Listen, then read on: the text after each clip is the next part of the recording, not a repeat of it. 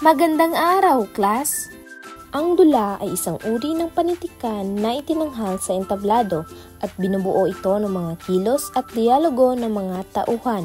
Ngunit, hindi magiging makabuluhan at epektibo ang isang dula kung wala ang mga mahalagang sangkap na bumubuo rito.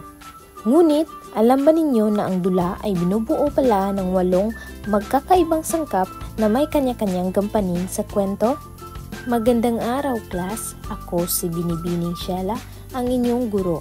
Ngayong araw, ating tuklasin ang sining sa likod ng 8 sangkap ng dula, ang tauhan, tagpuan, sulyap sa suliranin, saglit na kasiglahan, tunggalian, kasukdulan, kakalasan at kalutasan, at kung paano bawat isa ay may mahalagang papel sa pagbuo ng isang makabuluhang pagtatanghal.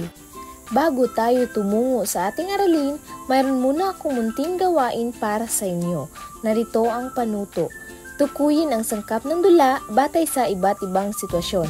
Pumili kung anong sangkap ng dula ang pinakangkop sa bawat senaryo: tauhan, tagpuan, sulyap sa suliranin, saglit na kasiglahan, tunggalian, kasukdulan, kakalasan o kalutasan. Pagkatapos ng bawat sitwasyon, i-type ang iyong sagot sa chat box. Atin nang sisimulan. Sitwasyon 1. Isang gabi habang pauwi si Marco mula sa paaralan, nakasulubong niya ang isang batang umiiyak sa gilid ng kalsada. Nilapitan niya ito upang alamin na ang nangyari.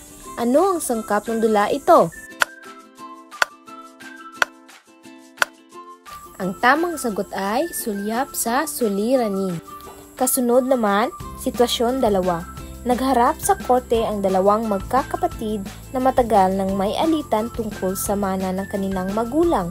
Sa mainit nilang pagtatalo, nagbitaw ng masasakit na salita ang isa sa kanila. Anong sangkap ng dula ito? Ang tamang sagot ay tunggalian. Sitwasyon 3. Matapos ang matinding pagtatalo ng mga anak, biglang natumba si Lolo Andres at hindi na muling nagkamalay. Lahat ay napatigil at napuno ng takot ang silid. Anong sangkap ng dula ito? Ang tamang sagot ay kasukdulan. Sitwasyon 4. Dahil sa pag-amin ng totoo at paghingi ng tawad ng isa sa mga tauhan, muling naibalik ang katahimikan sa kanilang pamilya. Nagkayakapang muli ang lahat. Anong sangkap ng dula ito? Ang tamang sagot ay kalutasan. Ngayon ay dadako na tayo sa ating paksang tatalakayin, pero bago iyan, narito ang ating magiging layunin sa araw na ito. Pagkatapos ng talakayan, 85% ng mga mag-aaral ay inaasahang: una, natutukoy ang mga sangkap ng isang dula; pangalawa, na ipapakita ang pagpapahalaga sa sining ng dula sa pamamagitan ng aktibong pakikilahok sa talakayan; at pangatlo, nakasasagot ng tama sa mga tanong tungkol sa sangkap ng dula batay sa binasang pangungusap. Makakamtan lamang ang layuning ito kapag mayroon kayong sikap. S para sa sigasig, I para sa initiative, K para sa kaayusan, A para sa atensyon, P para sa partisipasyon. Maasahan ko ba ang inyong sikap, class? Okay, maraming salamat. Dula. Ang salitang dula ay mula sa salitang Grego na drama, na ang ibig sabihin ay gawin o kilos. Ibig sabihin, ang dula ay hindi lamang binabasa, kundi isinaarte o isinusulong sa pamamagitan ng kilos, galaw at pananalita. Ito ay isang uri ng panitikan na makikita sa entablado o tanghalan. Kaya't mahalaga sa isang dula ang pagganap ng mga aktor upang maipakita ang kwento sa mga manonood. Ito ay isang pampanitikang panggagaya sa buhay upang may pamalas sa tanghalan. Sa dula, ginagaya ang mga totoong karanasan ng tao. Maaari itong tungkol sa pamilya, kaibigan, pag-ibig, digmaan o suliranin sa lipunan. Ang layunin ng dula ay ipakita ang buhay ng tao sa pamamagitan ng pag-arte sa tanghalan, sa pamamagitan ng kilos, galaw at dialogo ng mga tauhan na ipapakita ang mensahe ng kwento at natuto ang mga manonood mula rito. Ngayon, atin nang isa-isahin ang mga sangkap ng dula.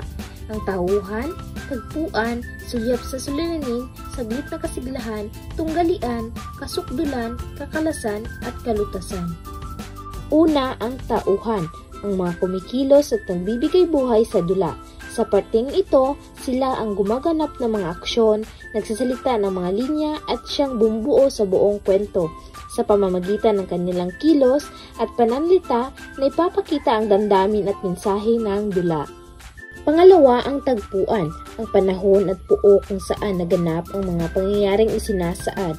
Sa parteng ito, mahalaga ang tagpuan dahil nakakatulong ito sa pagbibigay linaw sa kwento.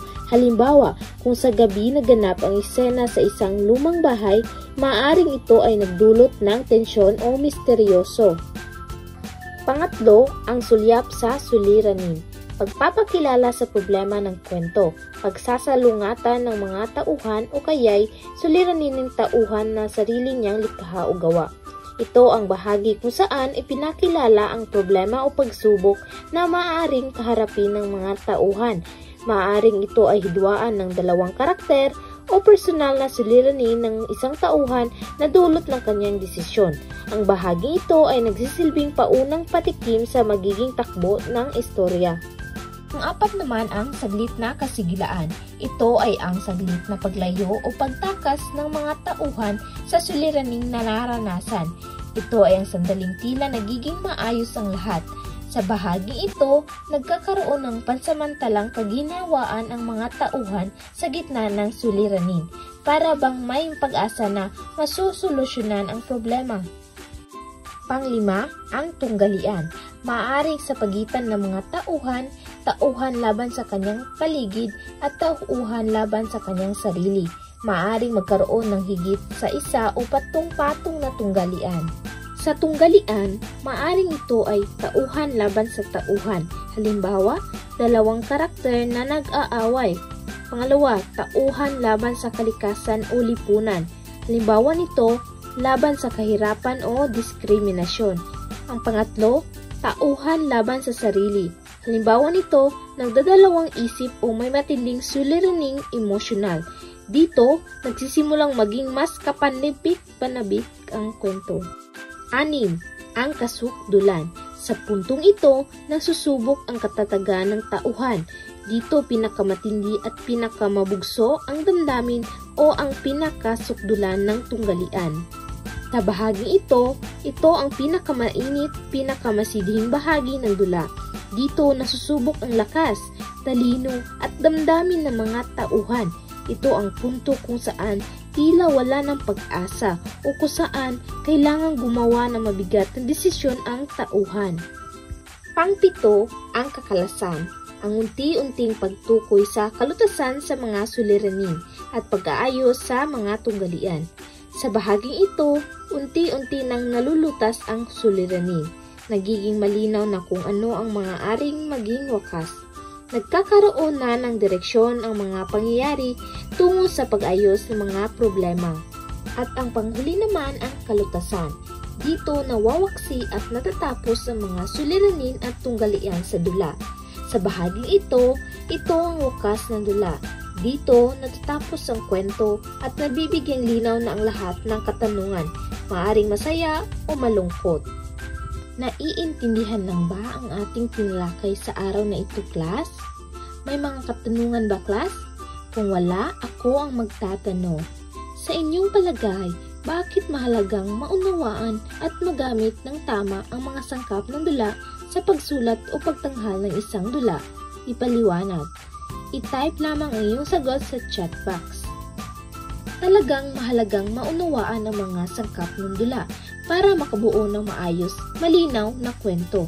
Kung alam natin ang bawat bahagi, katulad ng tauhan, tagpuan at kasukdulan, mas madali nating maipakita ang damdamin ng mga karakter at mas maintindihan ng manonood ang kwento. Nakakatulong din ito para mas maging malikhain tayo sa pagsulat o pag-arte sa isang dula. Ngayon naman, class, ay dadako na tayo sa inyong magiging gawain sa araw na ito. Basahin ang bawat pangungusap at tukuyin kung anong sangkap ng dula ang tinutukoy. Isulat ito sa kalahating papel. Ipapasa ito sa ating GC o maaaring ipiin ninyo ako, class. Ang deadline nito hanggang alas 5 ng hapon ngayon. At narito ang inyong takdang aralin class, magsaliksik at pag-aralan ang bahagi ng bula. At dito na nagtatapos ang ating talakayan class. Naway mayroon kayong natutunan sa ating klase. Maraming salamat!